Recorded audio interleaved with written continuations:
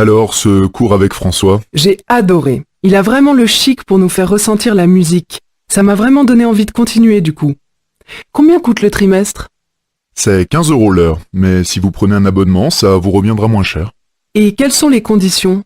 Il faut prendre au moins 10 cours dans les 3 mois à venir, ou 25 dans les 6 mois. Après, vous avez aussi la formule sur l'année qui revient à 8 € le cours. Ah oui.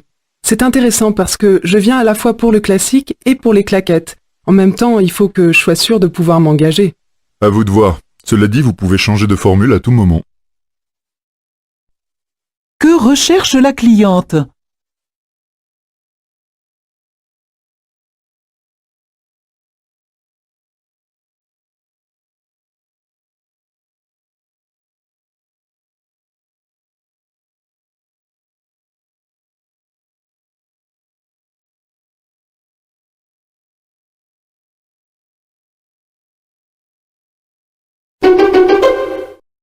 Bonjour à tous, Noël est passé, et bien maintenant on va s'intéresser aux jouets et à leur conception.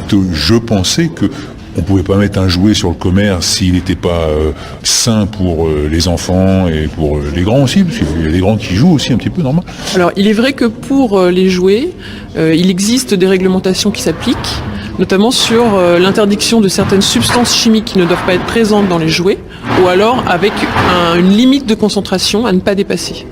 Après, comme tous les produits de consommation mis sur le marché, il n'y a pas d'autorisation de mise sur le marché comme ça existe pour les médicaments. De quoi s'étonne le premier interlocuteur?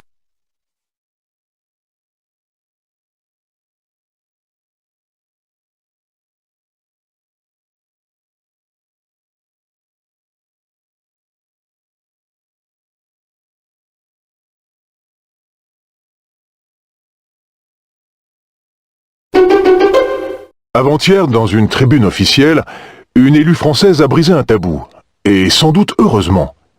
En parlant des États-Unis d'Europe, comme de l'objectif ultime du processus d'unification européenne, elle a d'un coup redonné une clarté à cette entreprise si complexe qu'elle en est devenue obscure à tant d'Européens.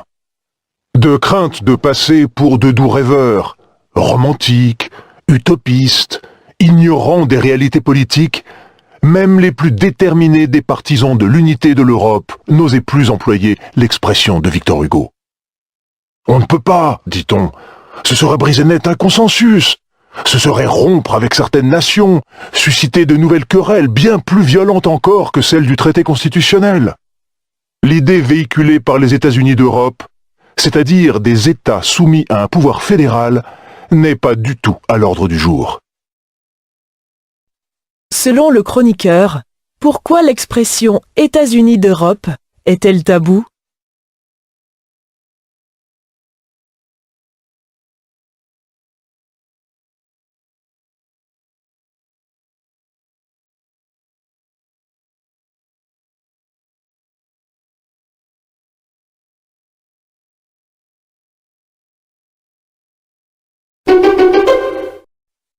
Peut-être aurais-je dû moi aussi faire l'acquisition de l'un de ces nombreux manuels du bonheur proposés par la librairie Erol. Cela m'aurait peut-être aidé à positiver, à voir les choses autrement comme le prônent justement ces ouvrages. Ainsi je ne serais pas rentrée avec la sensation un peu déprimante, je dois le dire, que pour être heureux, eh bien, il faut faire des efforts. Le bonheur n'est pas inné, nous disent les spécialistes, il s'apprend. Et donc au rayon bonheur de la librairie, donc je n'invente pas, il y a bien une étiquette bonheur sur un rayon. Les manuels proposent leur aide à grands coups d'exercices, de conseils, rédigés généralement à l'impératif. On lit ne vous souciez pas du regard des autres. Quelle conclusion la journaliste tire-t-elle de sa visite dans cette librairie?